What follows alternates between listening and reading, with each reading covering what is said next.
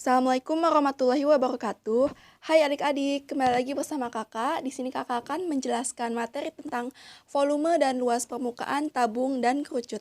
Langsung saja kita mulai ya. Bangun ruang sisi lengkung. Dalam kehidupan sehari-hari, kita tidak lepas dari yang namanya bangun-bangun ruang yang bersisi lengkung, seperti kaleng, topi ulang tahun, kon es krim, dan lain-lain sebagainya seperti yang ada pada gambar PowerPoint berikut. Apa itu bangun ruang tabung?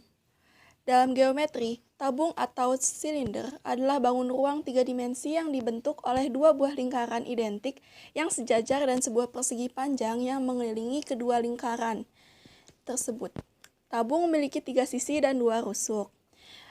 Kedua lingkaran disebut sebagai alas dan tutup tabung, serta persegi panjang yang menyelimuti disebut sebagai selimut tabung. Tabung memiliki sifat-sifat, yaitu memiliki tiga sisi, di mana dua sisi berbentuk lingkaran dan satu sisinya berbentuk persegi panjang yang disebut selimut tabung. Dan tabung juga memiliki dua rusuk. Apa itu bangun ruang kerucut? Dalam geometri, kerucut adalah sebuah limas istimewa yang beralaskan lingkaran. Kerucut memiliki dua sisi dan satu rusuk. Sisi tegak kerucut tidak berupa segitiga, tapi berupa bidang miring yang disebut selimut kerucut. Kerucut juga memiliki sifat-sifat, yaitu memiliki dua sisi di mana satu sisi merupakan alas yang berbentuk lingkaran dan satu sisinya lagi berupa sisi lengkung atau yang biasa disebut selimut kerucut.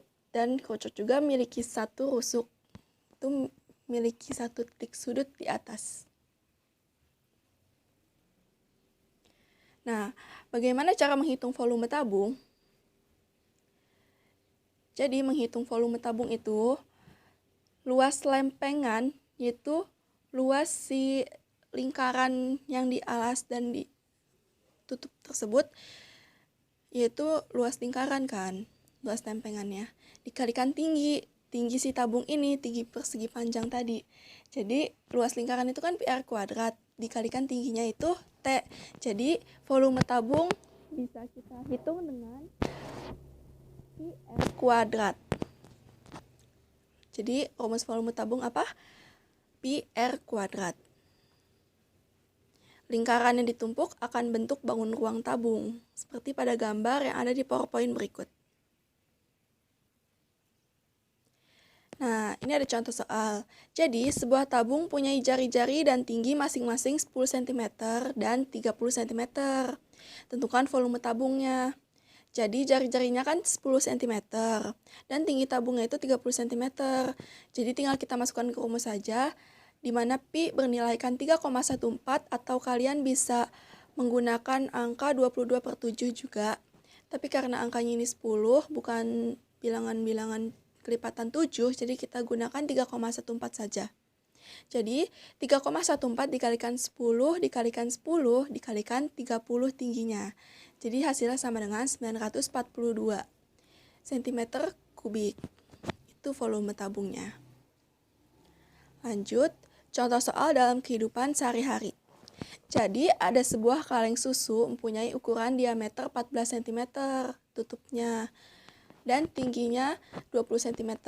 Maka berapa volume susu yang bisa tertampung bila diisi setinggi 3/4-nya? Jadi volume yang kita hitung itu hanya volume 3/4-nya saja. Langsung saja kita ambil rumus volume tabung, yaitu PR kuadrat dan dikalikan 3/4-nya. Karena mau diisinya hanya 3/4 kan. Jadi 3/4 dikalikan 3,14 dikalikan tadi diameternya 14. Maaf, bukan diameter, harusnya jari-jari ya. Jadi jari-jarinya 14 dikalikan 14 lalu dikalikan tingginya 20. Jadi langsung dihitung saja dan hasilnya akan ketemu 9.240 cm kubik.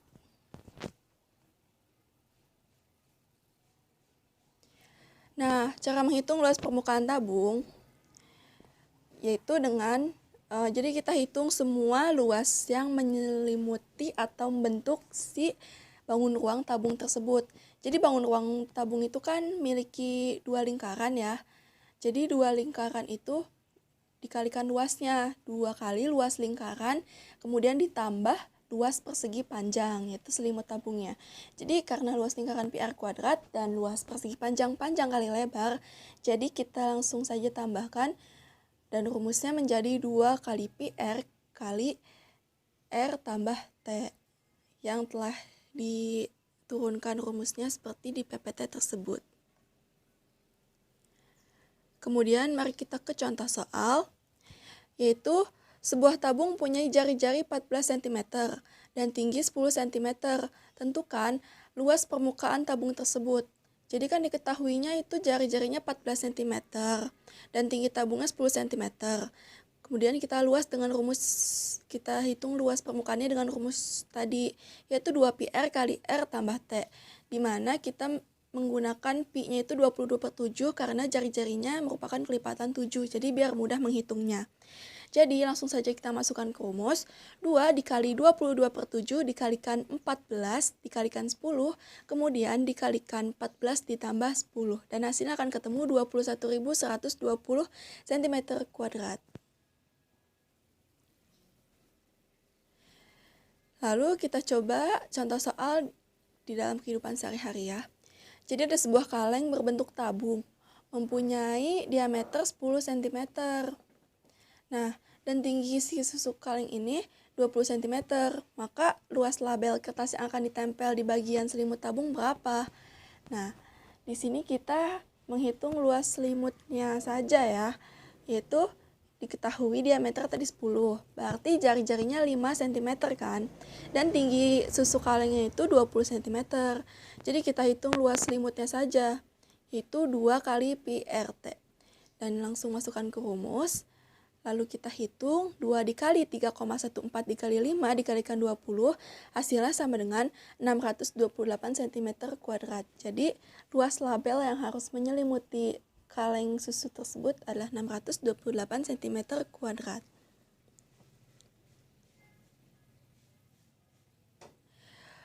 Nah, volume kerucut. Bagaimana menghitung volume kerucut? Dari proses di samping, dari gambar di samping yang ada di PPT, terlihat bahwa volume kerucut itu ternyata merupakan 1/3-nya dari volume tabung. Jadi kita langsung hitung saja 1/3 dikalikan pi R kuadrat T tadi yang rumus volume tabung. Jadi langsung kita turunkan saja rumusnya dan volume kerucut menjadi 1/3 kali pi R kuadrat T.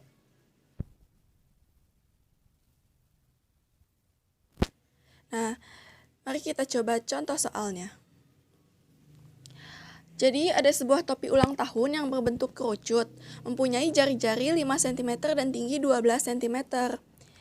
Nah, hitung volume topi ulang tahun tersebut. Jadi diketahui jari-jarinya 5 cm dan tingginya 12 cm kan.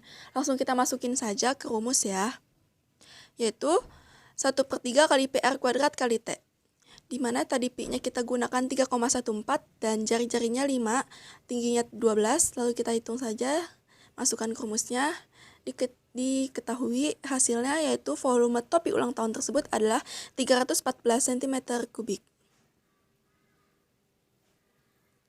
Nah, untuk luas permukaan kerucut, jadi sebuah kerucut itu kan mempunyai jari-jari 5 cm di soalnya, dan tinggi kerucutnya itu 12 cm. Coba kalian hitung luas permukaannya. Jadi diketahuinya tadi jari-jarinya 5 cm dan tingginya 12 cm. Lalu kita hitung sisi miringnya. Sisi miringnya itu menggunakan rumus Pitagoras, segitiga istimewa juga bisa. Jadi kita hitung dari akar 12 kuadrat ditambah 5 kuadrat sama dengan hasilnya ketemu 13. Lalu kita hitung luas permukaannya, pi R kuadrat ditambah pi RS. Nah, 3,14 dikalikan 5 kuadrat, kemudian ditambah 3,14 lagi dikalikan 5 dikalikan 12. Jadi hasilnya akan ketemu 266,9 cm kuadrat.